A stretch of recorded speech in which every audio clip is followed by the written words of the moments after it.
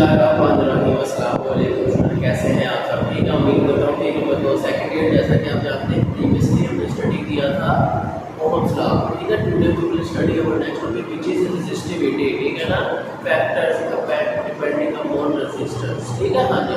तो बेटे अगर आपको प्रीवियस टॉपिक मिस हो गया तो नो प्रॉब्लम एट ऑल। ठीक है, मेरे एक बार प्लेलिस्ट है, आपको डिस्क्रिप्शन में लिंक मिल जाएगा और स्क्रीन के टॉप राइट कॉर्नर पे भी आपको शो हो जाएगा। आप जिसमें क्लिक करना है और आपको प्लेलिस्ट ऊपर हो जाएगी। आप कोई भी लेक्चर सुनना हो आप समझ सकते हैं। ठीक है, चैप्टर 12 से लेकर 21 तक। अगर आपने कोई और टॉपिक समझना है अपने कमेंट सेक्शन में बता सकते हैं, किसी भी वीडियो में कमेंट कर सकते हैं। ठीक है, हाँ जी। चलिए बेटे टॉपिक को स्टार्ट करते हैं। उससे पहले आपको बता दूँ, अगर अभी तक आपने चैनल को सब्सक्राइब नहीं किया तो जल्दी से सब्सक्राइब कर दें और बेल आइकन को प्रेस कर दें ताकि आने वाले लेटेस्ट लेक्चर आप तक डायरेक्टली पहुंच सके और आप उनकी तैयारी कर सके। चलिए चैप्टर को स्टार्ट करना बेटे। सबसे पहले हमारे पास बात करते हैं रेजिस्टिविटी के डेफिनेशन है बेटा। इसकी क्या डेफिनेशन है चलो लिख लेते हैं कि the resistance of a meter cube length. ठीक है, मीटर क्यूब जो लेंथ होगी उसकी जो रेजिस्टेंस होगी उसको हम क्या बोलेंगे, इज कॉल्ड रेजिस्टिविटी। और इसका बच्चों एक और नाम है, वो क्या है जी, स्पेसिफिक रेजिस्टेंस। और ये नाम आपने पढ़ा था 10th क्लास में, वहाँ आपने रेजिस्टिविटी नहीं पढ़ा था, वहाँ आपने स्पेसिफिक रेजिस्टेंस पढ़ा था। ठीक है, इसी तरह ये टॉपिक था फैक्टर इफेक्टिव रेजिस्टेंस। तो बेटे अब हम बात कर लेते हैं कि स्पेसिफिक रेजिस्टेंस जनरेट कौन से हो रहा है, आप समझ रहा है तो ये है क्या, what is this resistivity specific resistance. इन दोनों में बेटे तो पहले स्टार्ट करते हैं। सबसे पहले हम बात करते हैं factors of resistance. Previous topic में आपको रेजिस्टेंस बताई थी, क्या बेटे सुनेंगे। रेजिस्टेंस जो है ना, मिसाल के लिए हमारे पास एक 3D शीट है, ठीक है, एक वायर है हमारे पास, ठीक है, ऊपर की वायर है मिसाल के, ये इसका एरिया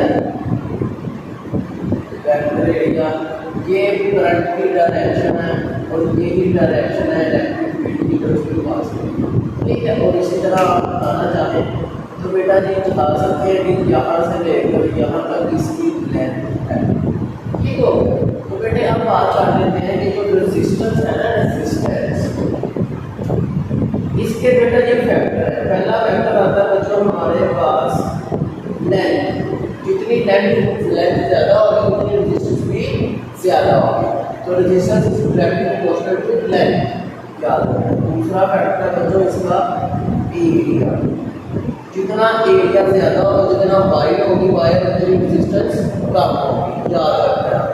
इसी तरह अगर हम इनको मिला के लिखें ना तो ये कुछ इस तरह से बनेगा हमारे पास कि R directly proportional to L over ए।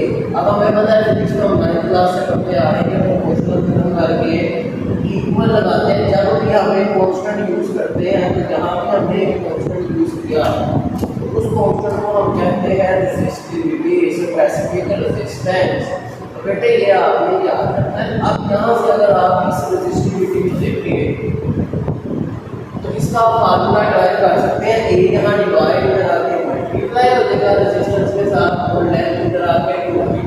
तो अब क्योंकि हमने इसका यूनिट ड्राइव करना है तो बेटे आपको पता है रेजिस्टेंस का यूनिट होता है ओम, एरिया का होता है मीटर स्क्वायर और लेंथ का होता है मीटर।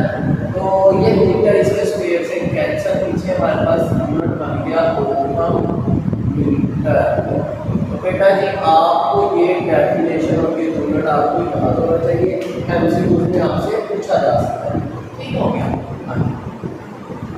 इसी के साथ बेटा जी हमारी रेजिस्टिविटी को अब बात कर लेते हैं टेम्परेचर। ये टेम्परेचर का बहुत ज़्यादा रोल है बेटा। अब अगर एक डेफिनेशन में लिखोगे फ्रैक्शन चेंज इन रेजिस्टेंस पर पर केल्विन। एक केल्विन टेम्परेचर बढ़ाने से रेजिस्टेंस में क्या चेंज आएगा, उसे हम बोलेंगे thermal coefficient of resistance is called coefficient of resistance. याद रखना है आपने इस बात को। इसका एक सिंबल है जिसे हम बोलते हैं अल्फा। ठीक हो गया। अब इस अल्फा का फार्मूला देख लें। हम इसका फार्मूला देखेंगे रेजिस्टेंस। ठीक है, दो रेजिस्टेंस आ रही है और साथ देख रहे हैं। अब ये रेजिस्टेंस दो है, एक हमारी रेजिस्टेंस है टी पे और एक है 0 पे। तो ये R0 क्या है, रेजिस्टेंस एट 0 केल्विन। ठीक है, याद रखना। और फिर आप बताएंगे RT क्या है, रेजिस्टेंस एट टेम्परेचर T पे। अब जितना टेम्परेचर उसको तो होगा उस पर जो रेजिस्टेंस है वो RT। ठीक है, और T हमारा क्या है, टेम्परेचर। तो बेटा ये हमारे पास आ गया डेफिनेशन इसकी, कोएफिशिएंट ऑफ रेजिस्टेंस। ये आपने याद कर लेनी है, कोएफिशिएंट ऑफ रेजिस्टेंस। इसी तरह एक और नाम है coefficient of resistivity. Coefficient of resistivity याद रखना है आपने इस नाम को भी। जैसे मैंने आपको रेजिस्टेंस का बताया कि हर केल्विन टेम्परेचर बढ़ने से रेजिस्टेंस में कितना चेंज आएगा, उसे हमने कोएफिशिएंट ऑफ रेजिस्टेंस बोला जस्ट लाइक दैट। बिल्कुल इसी तरह हम कहेंगे कि fractional change in resistivity, fractional change in resistivity पर केल्विन। एक केल्विन टेम्परेचर बढ़ाने से रेजिस्टेंस में जब चेंज आएगा रेजिस्टिविटी को, उसे हम बोलेंगे is called coefficient of resistivity. अब बच्चों इसका फार्मूला भी इसी तरह है, इसका सिंबल भी जरा डिफरेंट है।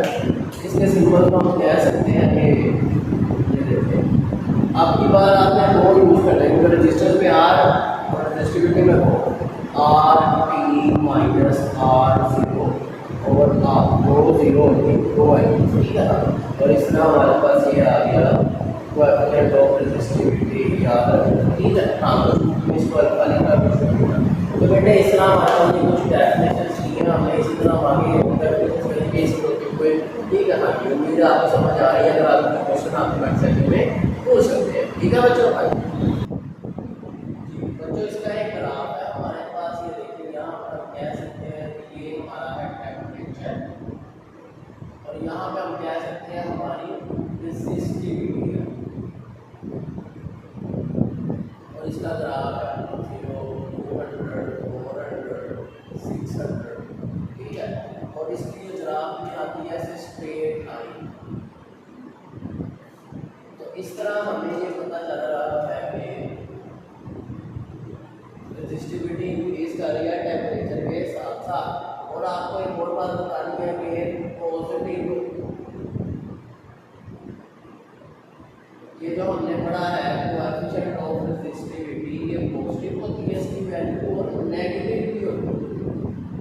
एमसीक्यू में पूछा जा सकता है जनाब पॉजिटिव किसकी है बताओ, तो 4 ऑप्शन होगा आपके पास। तो बेटे आपने याद रखना है कॉपर, ठीक है ना, सिल्वर, इन शॉर्ट जितने भी मेटल हैं इनकी रेजिस्टिविटी कोएफिशिएंट ऑफ रेजिस्टिविटी क्या है, पॉजिटिव है। और जितने भी सेमीकंडक्टर्स हैं, सिलिकॉन, जर्मेनियम, इनकी क्या होती है, नेगेटिव। ये तो आपने ये ग्राफ के साथ रखा है। इसी तरह बेटे दो डेफिनेशन होता है छोटे छोटे से, जिनको हम बता सकते हैं। ये है, एक है जी रेजिस्टेंस से कंडक्टेंस और रेजिस्टिविटी से कंडक्टिविटी।